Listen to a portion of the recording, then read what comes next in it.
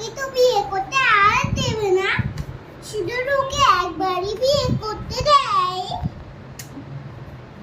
তাই নাকি? হ্যাঁ মা। তোমাকে বিয়ে করতে হবে না, ঠিক আছে? কেন? কেন? তোমাকে পড়াশোনা করতে হবে, চাকরি করতে হবে।